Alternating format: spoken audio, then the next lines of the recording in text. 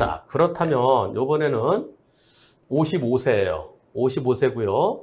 그리고 그 딸, 20대 딸과 함께 아침에 출근 중이셨어요. 네. 그런데 차가 갑자기 부락 날아가는 거예요.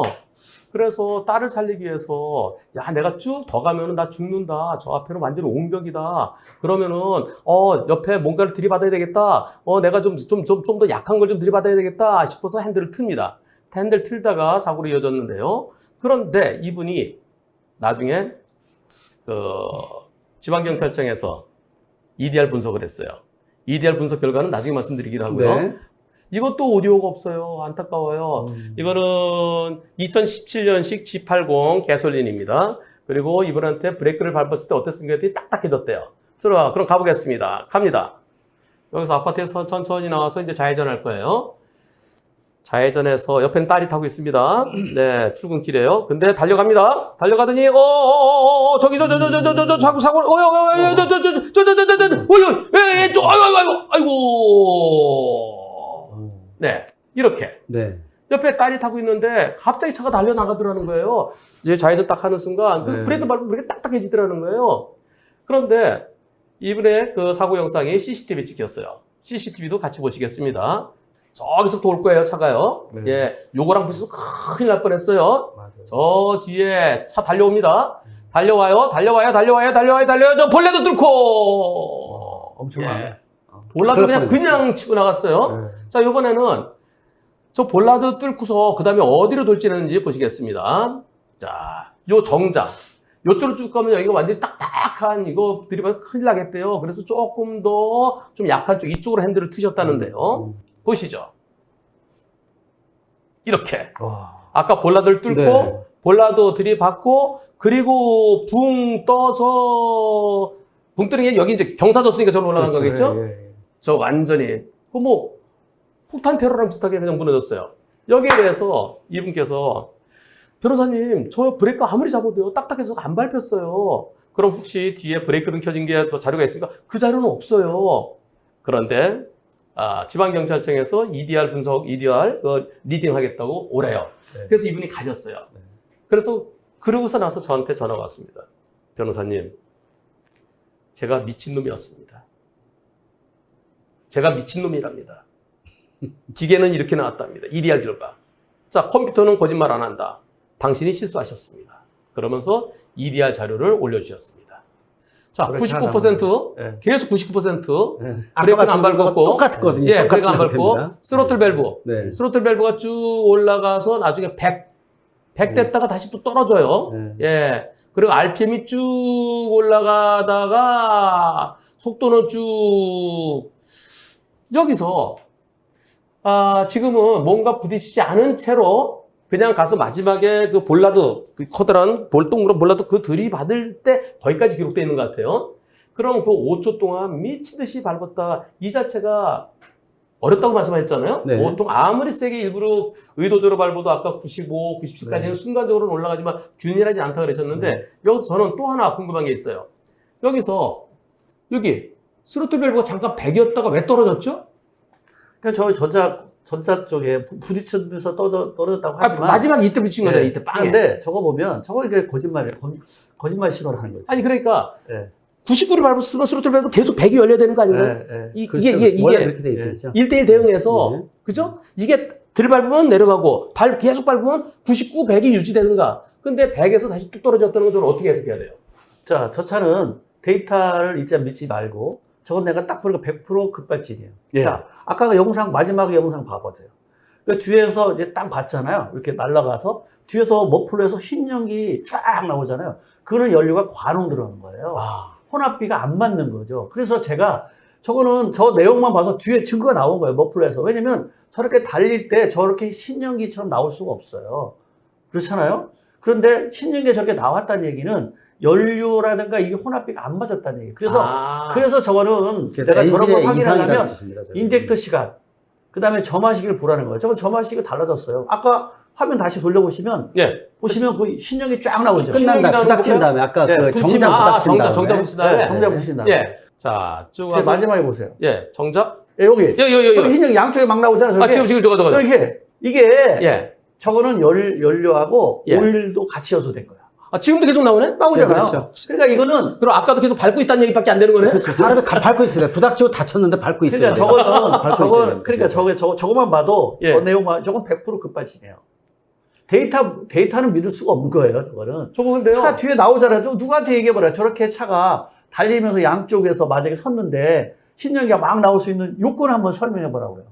아마 설명 못할 거예요. 들이받아갖고 네. 의식을 뭐 잃는다든가, 네. 에어백이 터져 의식을 잃는다 그러면 사람은 힘이 없는데도 연기가 계속 나온다고 계속 뭔가가 이제 그렇죠. 계속 밟고 있다는. 그게 엔진 이상이란 뜻이죠. 그렇지, 기계적인. 저렇게 과한 힘이 나오고 저렇게 빨리 갈 수 있었다는 거고, 그 다음에 저렇게 막 부딪히면서도 저렇게 빠른 속도로 갈 수 있었다는 얘기는 정상적인 엑셀 페달 밟아서 정상적인 연료량 갖고 저런 힘이 나올 수가 없어요. 근데 그래도 비정상적인 그렇죠. 힘이 발생됐기 때문에 저렇게 간 거고, 비정상 힘에 들어갔던 연료라든가 이걸 완벽하게 태우지 못했기 때문에 뒤에서 이렇게 흰 연기가 나온 거예요. 저는 그 비정상이라고 말씀하셨는데요. 네. 저는 비정상은 이렇게 얘기하고 싶습니다.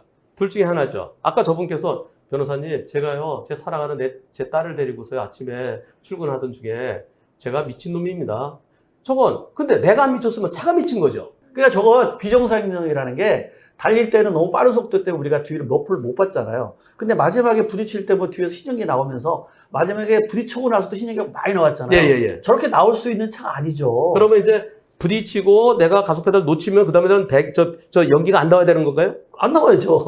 그런 저런 네. 연기 자체는 엔진의 이상이라는 직접적인 직거라고 볼 수가 있습니다. 혼합이 안 맞는 더욱이 거예요, 이제 이 혼합비가. 사건이 시작될 때 보면은 주변이 이 주택가고 그다음에 앞에 뭐 가드레일이라 여러 가지가 있지 않습니까? 그래서 속도를 낼 수 없는 구간이고 일반 정상적인 사람은 더더욱 조심해야 되는 구간이 있지 않습니까? 저런 구간에서 저렇게 튕겨나가는 것 자체는 비정상인 사람도 저렇게 할 수 없고 옆에 딸이 타고 있잖아요. 예. 그러니까 그 상황 자체가 불가능한 부분이다. 일반 상황 자체가요. 그리고 예. 나왔을 때도 끝났을 때도 저런 여러 가지 현상이 생기는 것은 운전자의 의지와는 무관하게 엔진 자체가 이상이 있다라는 하나의 신호를 주는 거거든요. 그런 측면에서 그걸 종합적으로 봐야 되고 예. 또 항상 아까도 말씀드렸잖아요. 이대에 나온 거 보면은 대동소이한 거 아까 말씀드렸죠. 그놈은 99, 100은요 이제는 보기도 지겨워요. 왜냐? 그게 꼭 이만큼 들어가 있어. 변화가 하나도 없어. 아니, 전 잘라붙인 것 같아요. 199 그거를. 오프. 네. 199 오프. 잘라붙인 것 같아요. 다. 예. 아니 잘라붙인 것 제가 같아요. 본능만 예. 한번 얘기해 볼게요. 지금 차가 딸을 태우고 달리는데 저렇게 엄청난 속도로 달려갈 때 운전자는 브레이크 밟을 거야 안 밟을 거야? 아니, 근데. 당연히 밟잖아요. 근데 그다음에 그- 또 기둥을 받았어요. 예. 그러면 밟았다 하더라도 속도가 줄어야 되는 거예요. 근데 차가 계속 뚫고 나가면서 근데 계속 연기가 뚫고 계속 나온다. 나가잖아요. 예? 그게 이제 급발진이라는 것은 뭐냐면 우리 브레이크하고 엔진하고 힘 이야기면 정상적인의 엔진 힘이라면 그 힘보다는 브레이크 힘이 세기 때문에 차가 쓰는 거예요. 그렇죠. 근데 그 브레이크 말이 안 듣는 거는 뭐냐면 엔진 힘보다 브레이크 힘보다 엔진 힘이 크니까 차가 그냥 가는 거예요. 이렇게 급발진은 이렇게도 얘기하던데요. 네. 급발진은 자동 변속 차량에서, 오토 차량에서 제동력보다 구동력이 더 힘이 더 셀 때. 그러니까 내가 멈추고 싶은데 굴러가는 힘이 더 세면 앞으로 나갈 거 아니겠어요? 그거는요.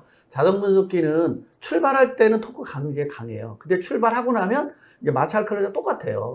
근데 왜 급발진 할 때 자동 변속기냐라고 하면 다 수동 변속기는 저런 상황이면 시동이 꺼질 수가 있죠. 근데 자동 변속 시동이 꺼지질 않아요. 그러니까 자동 변속기는 뭐냐면 처음에 출발할 때 힘은 일반 마찰 클러치에 비해서 수동 변속기에 비해서 2~3배는 증가하는 건 맞고 그다음에 출발하고 나면 힘이 약해져요, 다시.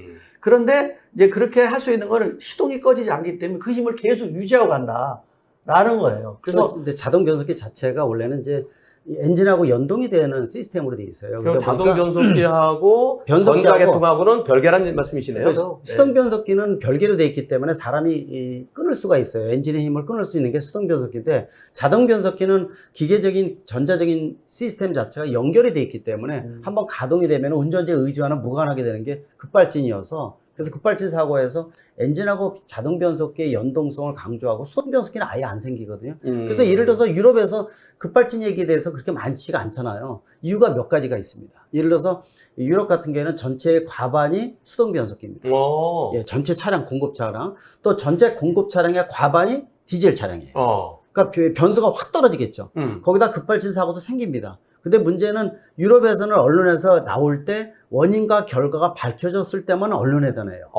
그러다 보니까 경우의 수가 급격히 줄어들어옵니다. 그렇네요. 그래서 이 언론에 내는 부분들 또 안에 구성되어 있는 시스템 이런 것들이 틀리기 때문에 특히 가장 많이 가솔린 엔진과 자동 변속기가 보급되어 있는 대한민국 또 영상 블랙박스까지 전 세계에서 제일 많은 80%고 또 그리고 또 미국도 마찬가지거든요. 그러다 보니까 미국하고 대한민국이 가장 수면 위로 많이 올라온다 이렇게 말씀드릴 수가 있습니다. 저 명장님, 네.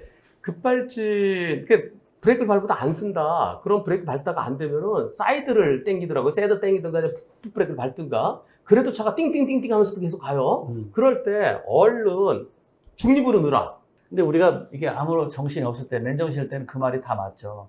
근데 어떤 상황이 되면 멘붕이 와요. 그렇겠죠. 제가 방송에서 이런 일이 있었는데 어떤 사람이 끼어들게 하거나 뭐 하면 이렇게 조치를 해야 됩니다라고 방송을 하고 나와서 10분 정도 내가 출발했어요. 방송 끝나고 나서. 그러고 나서 제가 그런 상황을 당했어요. 아무도 못 네, 그때 제가 어떻게 한 줄 아세요? 오! 하다가 그냥 받았어. 그냥. 이게 말로는 누구나 할 수 맞아요, 있는데 그 상황이 되면 갑작스럽게 짧은 순간에 조치할 수 있는 건요. 핸들과 브레이크밖에 없어요. 그렇죠. 저도 네. 거든요. 근데 그런 얘기 말씀 제가 드려요. 뭐 조치 방법이 뭐냐 이런 얘기를 하는데 미국에서는 사실 관련 단체에서 급발진 차가 내 의지와는 무관하게 움직일 때는 이 세 가지를 한꺼번에 하세요라고 보통 홍보를 합니다. 그 세 가지가 뭐냐? 브레이크 아까 말씀하신 대로 진공 배력이라는 게 빠지게 되면은 브레이크가 듣질 않기 때문에 브레이크는 한 번에 밟으세요. 한 번. 그렇죠. 한 번에 꽉 밟으면서 변속기 근데 그게 레버는 잘 안 될 것 같아요. 그렇죠. 모르잖아요. 모르잖아요. 동시에 이것만 있는 게 아니에요. 어. 한 번에 밟으면서 변속기 레버를 중립에다 놓고 시동을 끄세요. 세 가지를 한꺼번에 하래요. 저 죽는 게 낫지 이거 못합니다. 저도 못해요. 근데 그걸 계속 홍보를 해. 답답하니까. 근데 그 급발진이라는 거를 처음에는 네. 왜 이러지? 왜 이러지? 처음에는 왜 이러지 그러잖아요. 나중에 그러다 보면 이제 브레이크 배력이 다 빠졌다는 거죠. 빠지고요. 또 중요한 게 뭐냐면은 머리가 멘붕이 되거든요. 그리고 차를 피해야 되겠다는 본능적인 습관이 생깁니다. 그렇더라고요. 그래서, 이리저리 예, 그래서 차를 한두 대 피하고 사거리 한번 피하면요. 이미 예. 시속이 100km 올라가 있다. 그렇죠. 그러면 이미 죽은 목숨하고 다름없고요. 예. 도심지에서는 가장 부닥치지 말아야 되는 게 수직구조물입니다. 수직 그러니까 전봇대, 가로수, 가로등 있죠. 예. 이런 거 부닥치게 되면은 이 에어백도 안 터지면서 에너지가 집중되기 때문에 사망 확률이 급격히 늘어나요. 근데 도심지에서는 거의 다 수직구조물이거든요. 예. 그러니까 이 실제로 시속 100km 넘어가서 산 사람들은요. 구사일생이라고 말씀드릴 수가 있어요. 아니, 운이 그래서- 진짜 좋은 거죠. 그래서 저는 가끔 이런 생각을 해요. 예. 이게 다 이런 급발진이나 뭐 화재건이나 이런 거 다 남녀로 생각하잖아요, 사람들이. 예. 예. 근데 만약에 나한테 그런 일이 발생된다면 예. 나는 어떻게 조치할까? 예. 이 생각을 한 번쯤 연습을 해볼 필요도 있을 것 같다고 생각해. 그거 생각해보고 싶지 않은. 아니 그래도 한 번쯤은. 왜냐면 이거는 누구한테 자동차가 어떻게 뽑기인데 예. 누구한테 닥칠지 모르는 거잖아요. 근데 그렇죠. 아무 생각 없이 어떤 거 하다가 그냥 갑자기 자기 다치면 딱 두 가지예요.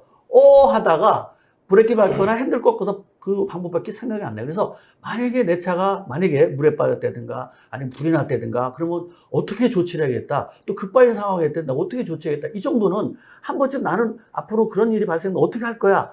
나는 그 머릿속에 집어넣었을 때의 대처 방법하고 예. 한 번도 생각 안 하고 저 남은 그렇죠. 일이 있다가 하는 거하고는 완전히 차원이 다를 거라고 생각해요. 근데 그것도 미리 생각해놨다 하더라도 그 상황이 되면은 생각이 안 나요. 그럼요. 그러니까 제가 방송하고 나서 예. 10분 있다가 하고 받았다는 거 아닙니까? 그런데요. 예. 자, 그러면 교수님 말씀대로 브레이크를 한 번에 세게 밟고, 네. 그다음에 일단 변속기를 중립으로 중립으로 놓고, 그다음에 시동 꺼라. 예. 근데 시동 꺼줘도 차는 굴러가잖아요. 굴러갑니다. 타력주행이 오는 되잖아요. 탄력도 되고요. 예. 또 운전자가 어떤 조치를 취하더라도 이미 엔진에 불이 붙은 거 폭주 현상이 생긴 겁니다. 그러니까 이미 제어 기능이 떨어졌기 때문에 엔진도 안 꺼지고요. 그냥 통째로 그냥 날아가요. 자, 그런데 보통 보면은 급발진 사고, 네. 급발진 사고라고 주장하는 사고들을 보면은 왜 또 여자야?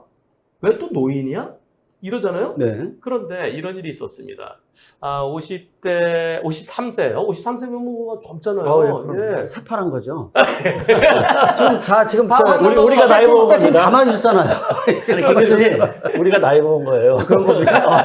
저는 새파랗게 보이죠. 에이, 뭐 53세면 지금 한참 때지. 그렇죠. 운전할 때는 가장 능숙하면서도 베테랑이고요. 예. 능숙하다는 겁니다. 그리고 옆에는 부인이 타고 계시고, 네. 옆에 아들, 그 다음에 뒷좌석에는 아내분하고, 그 다음에 13살짜리 네. 딸이 타고 있었어요. 그러니까 53세, 이분은 현직 그 시내버스 기사분이세요. 예, 그리고 옆에 18살짜리 아들, 뒤에는 아내, 그리고 13살짜리 딸. 그렇게 고속도로를 달리고 있었습니다. 네. 자동차는 기아 레이예요. 가보겠습니다. 지금부터.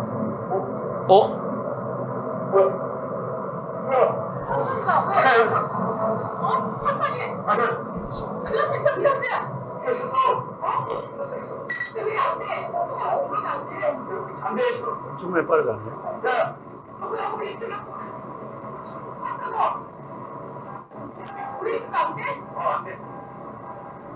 이 사이드 소리. 사이드 땡겨서 땡땡. 땡겨도 소용없는 거죠.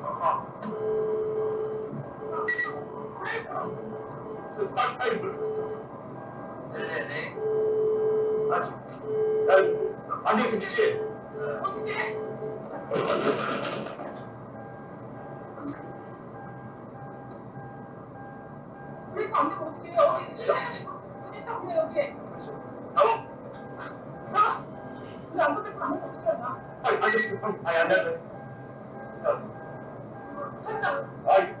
야, 저 정도면 공포감이 얼마나 되나. 공포죠, 저거. 공포 자체죠.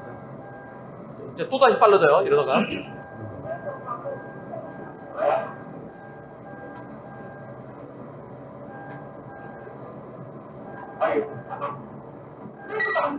안돼 지금 제가 안 된다고 브레이크가. 아씨. 지금 안전벨트도 뺐네요, 이제 사람들이. 아니, 안전벨트 소리 안 해요. 사이드 브레이크 사이드. 채운 상태에서 가는 거예요, 지금. 그냥. 1, 3초에 전하는 거예요. 띵띵띵띵 사이드 소리, 사이드 소리. 사이드. 브레이크가 안돼 지금. 응급을 이제 아는 분한테 전화를 건 거죠, 지금. 띵띵띵띵은 안전벨트 소리가 아니고 사이드 땡기 소리입니다. 그럼 바로 서울서 지금 차고 있어. 아, 사이드 브레이크 밟아서 그러잖아요. 이건 사이드 풋브레이크예요. 밟아서 그러잖아요.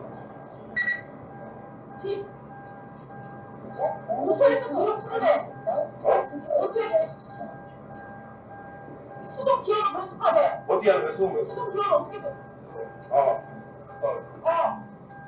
기어를 낮추는 겁니다, 지금. 기어를. 네. 자동 변속해서 마이너스 내리는 거예요. 네, 수동. 네, 수동 방식.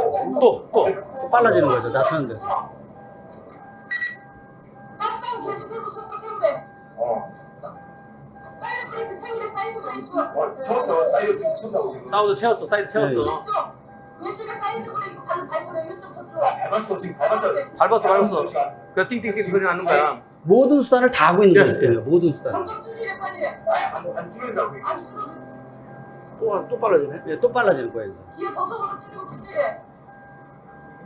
지금 한게임인데 제대로 안 되지. 그래서 엔진이 윙 소리 나잖아요. 오. 계속 근데 치고 나가는 겁니다. 계속 낮추는 데서 치고 나가는 거예요, 차가. 예. 계속하면 속도 줄일 거래. 연기 나잖아, 옆에. 연기가요, 사이드 브레이크 타이어가 타는 겁니다. 아니, 저거는 그늘 아닌가? 그늘? 아니에요. 제가 몇 번 아, 봤는데 연기입니다. 아, 그러네. 연기래. 연기입니다, 연기. 어. 연기가 올라오는 거예요. 사이드 브레이크 채우고 가니까 아, 옆에 연기 올라오네. 이게 올라오니까 타는 거예요. 이거. 아, 타이어가 타는 거네. 네, 타이어 타는 겁니다. 계속 밀고 가는 거예요. 연기가 올라오잖아요, 그러면. 자, 이제 시동 껐어요. 제로 안 되는데. 여기 꺼. 사이드 태워 빨리 그래. 아니 채웠어 지금 채웠는데 차가 안 멈췄어. 완전히 넘어. 야, 이거 천만다행이다. 풀렸다. 여기 지금 나오네, 연기. 그지? 네, 예. 자, 여기까지. 야, 천만다행. 이거는 941세이고 멘붕입니다. 저 상태면은 근데 가족들이 엄청 친절해요. 그게 왜 맞아요? 그래서 그러면 4인 가족의 생 쇼냐? 네. 4인 가족이 그래 급발진인 것처럼 해갖고 우리가 쇼를 한번 해보자. 세계적인 배우대죠, 저는 또 찍을 좀. 세계적인 아니, 배우. 네, 세계적인 배우대. 쇼를 할 게 없어서 저렇게 가족들 데리고 쇼할 수도 없는 게 아니죠. 예. 저는 쇼는 아니고요. 그리고 RPM 올라가고 속도 보고 또 속도가 가속 증속되는 거 보니까 이거는 차가 문제 있는 거 맞죠.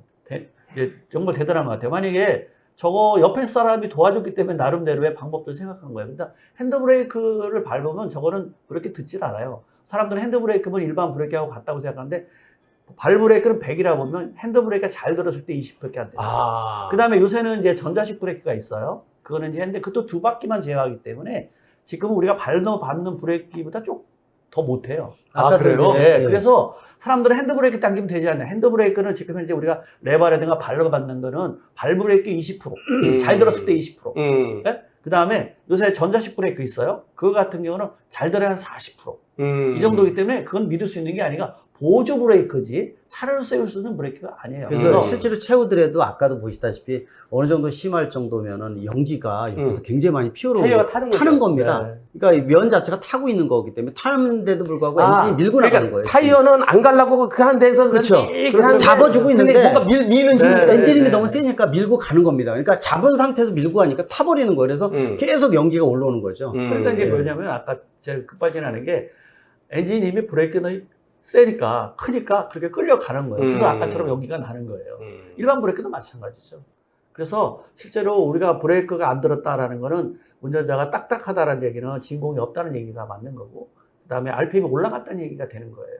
그렇기 때문에 만약에 급발진 되면 운전자가 할 수 있는 조건이 그렇게 많지는 않아요. 그리고 이분들은 정말 침착하게 어디 붙이지도 않고 잘 그러니까 정말 긴 시간 동안에 했다는 게 정말 칭찬을 거기다 많이 이 받아요. 고속도로에서 차량 자체도 원하는 대로 끝에 차서 많이 빠져줘가지고 길 마지막에 확보됐으니까 저기 다행입니다. 가변차로가 저 빨간불이라서 맞습니다. 그래서 그나마 네. 천만다행이죠. 고속도로에서 이 고속에서 거의 대부분 영상을 많이 보면은 끝나서 나중에 확인해 보면은 운전자나 탑승자가 사망한 경우가 굉장히 많거든요. 근데 이거는 구사울생이고 운이 진짜 좋았다 이렇게 운도 말씀드릴 수밖에 좋았지만 없어요. 운전자들이 너무 조치를 네, 잘했어요. 조치를 너무 잘했습니다. 할 수 있는 방법은 다 했다. 했네. 전문가들도 저렇게 하기 힘들다 이렇게 말씀드릴 맞아요, 수가 있어요. 저속도에서 김유수나 저나 네. 저속도에서 저렇게 되면 우리도 저렇게 못할 거야. 멘붕된데도 저도 멘붕된데도 저거 쉽지 않죠. 저게.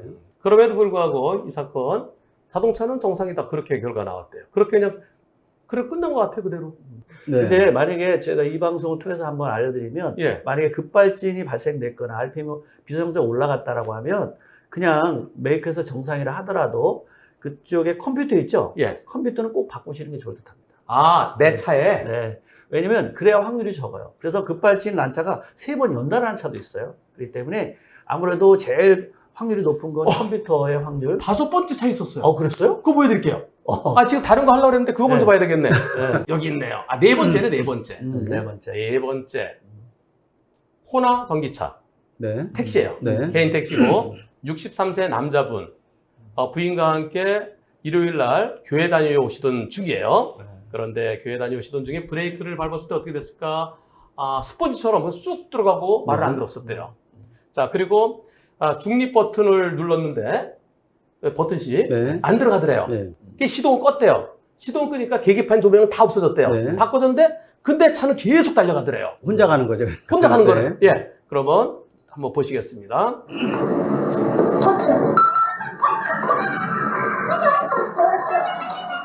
자, 자기가 왜 그러노? 우회전 하면서 시작됩니다. 다시 처음부터 끝까지 보시겠습니다.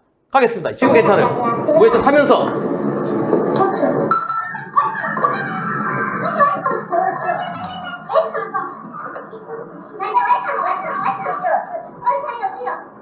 주여, 주여. 예. 주여, 주여. 주님 도와주세요. 경계에서 부닥치면서. 네, 인도 또 계속 받습니다.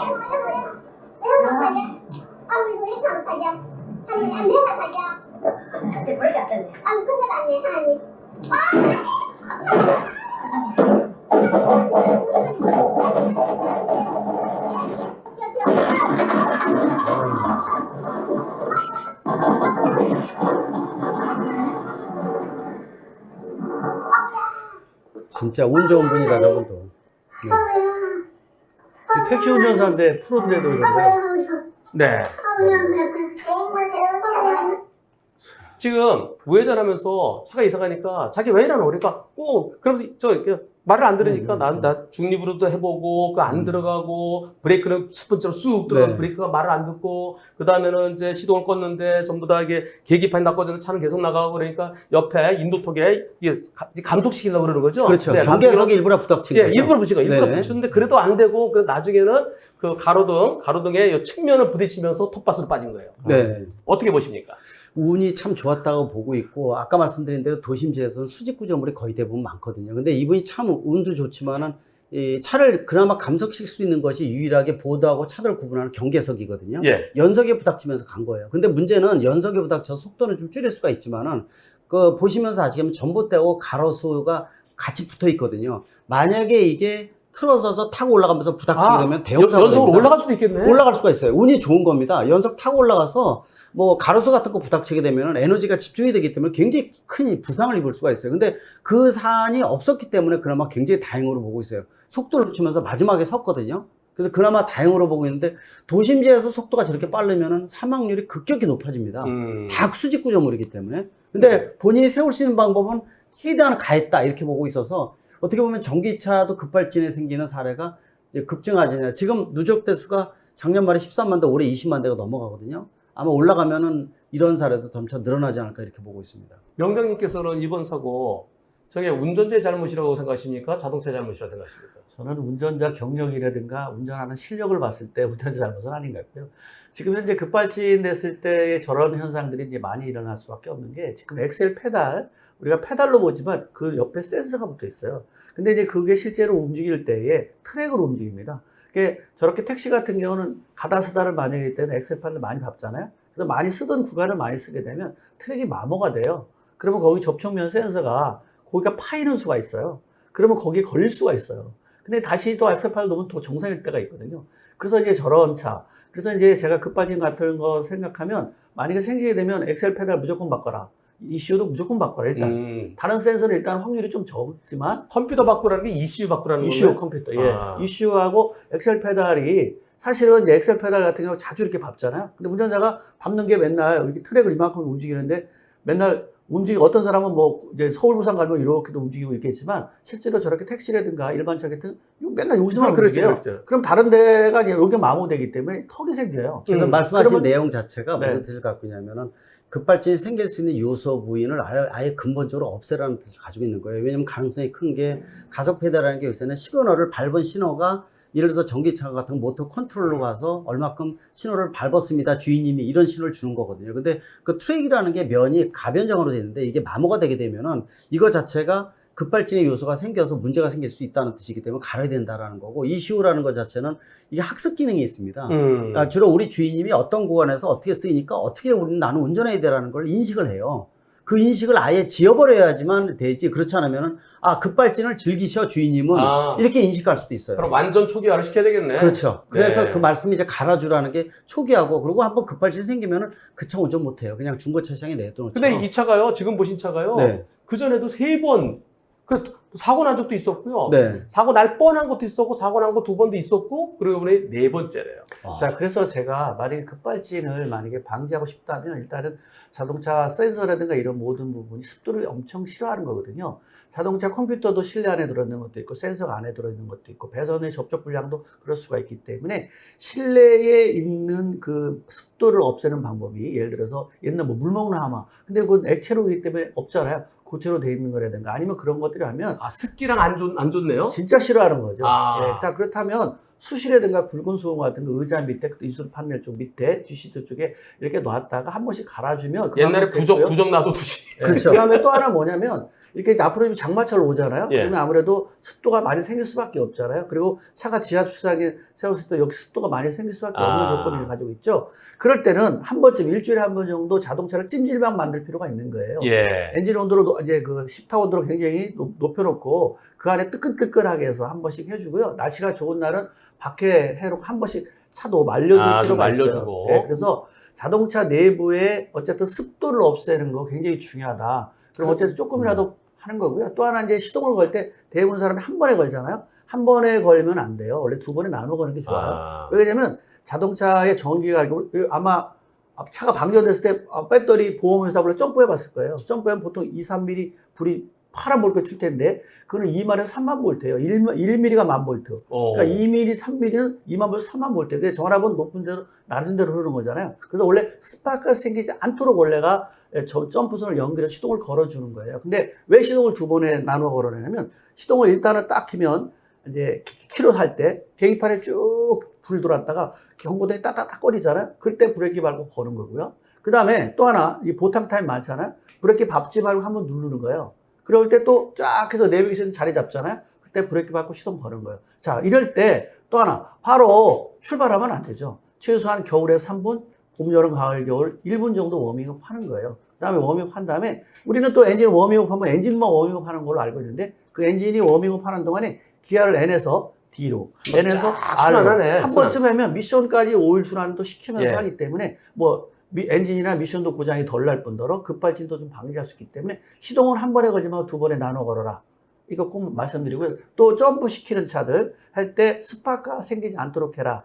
이거 꼭 좀 알 필요가 있습니다. 실제로 이제 그다음에 급발진 차 안에 사고가 습도, 생기는 것 자체가 습도가 생기지 않도록 또 하라. 말려줘라. 그래서 이제 급발진 사고가 대부분 많이 생기는 거가 세차장에서 나올 때 많이 생깁니다. 예. 그러냐면은 우리가 시동 걸어놓고 차가 이동을 하면서 습기를 많이 주거든요. 예. 그러다 보니까 차 상태가 아주 안 좋은 상태에서 그 상태에서 이제 가속 페달을 밟으면 튕겨나가는 경우가 굉장히 많아서 예. 그런 사례가 특히 많은 거. 아까도 이제 그런 사례가 세차장에서 나올 세차장에서 때, 나올 때요. 예. 그래서 습기에 대한 부분들이 차에서는 가장 안 좋다 이렇게 말씀드릴 수가 있죠.